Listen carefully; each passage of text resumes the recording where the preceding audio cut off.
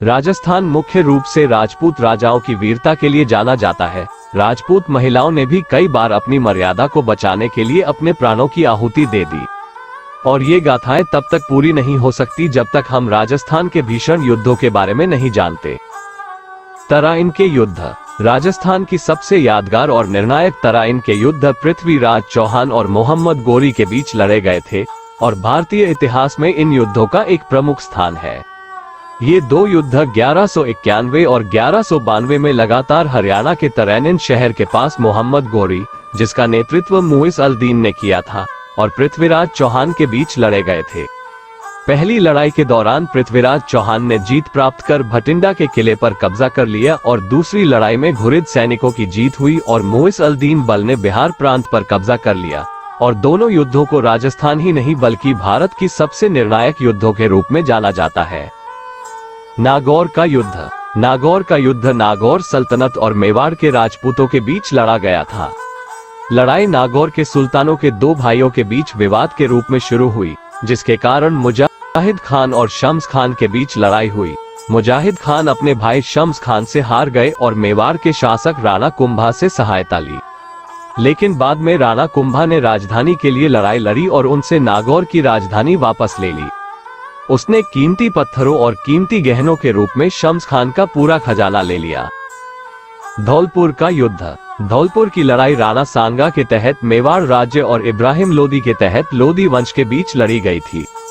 खतौली की लड़ाई में लोदी को हराकर राणा सांगा ने धौलपुर में इब्राहिम लोदी को हराया। इब्राहिम लोदी ने राणा सांगा के हाथों खतौली की लड़ाई में अपनी हार का बदला लेने के लिए बड़ी तैयारी की। मालवा और गुजरात के सुल्तानों के साथ संघर्ष के कारण राजपूत सेनाएं बट गई थी। इब्राहिम लोदी राजपूतों को कुचलने के लिए इस स्थिति का लाभ उठाने का इच्छुक था।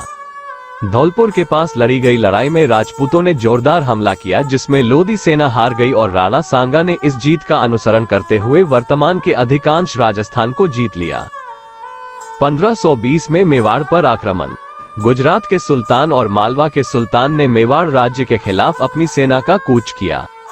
परिणामी लड़ाई कई स्थानों पर लड़ी गई, जिसमें राणा सांगा ने आक्रमण के खिलाफ सफलतापूर्वक बचाव किया।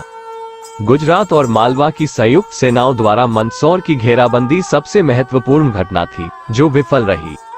1520 की शुरुआत में महाराणा सांगा ने गुजरात पर आक्रमण करने के लिए राजपूत सेनाओं के एक गठबंधन का नेतृत्व किया।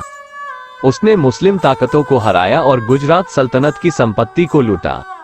महाराणा के मेवाड़ लौटने के बाद गुजरात का सुल्तान अपनी राजधानी लौट आया। वो अपने देश को तबाह होते देख दुखी हुआ और उसने इसके विनाश का बदला लेने की योजना बनाई। इसके अतिरिक्त एक साल पहले 1519 में महाराणा सांगा ने मालवा के राजा महमूद खिलजी द्वितीय को पराजित किया और कैद कर लिया, और सुल्तान द्वारा नजराना के रूप में गहने, मुकुट और उसके बेटे को अच्छे आचरण के लिए सुरक्षा के रूप में देने के बाद ही उसे रिहा किया।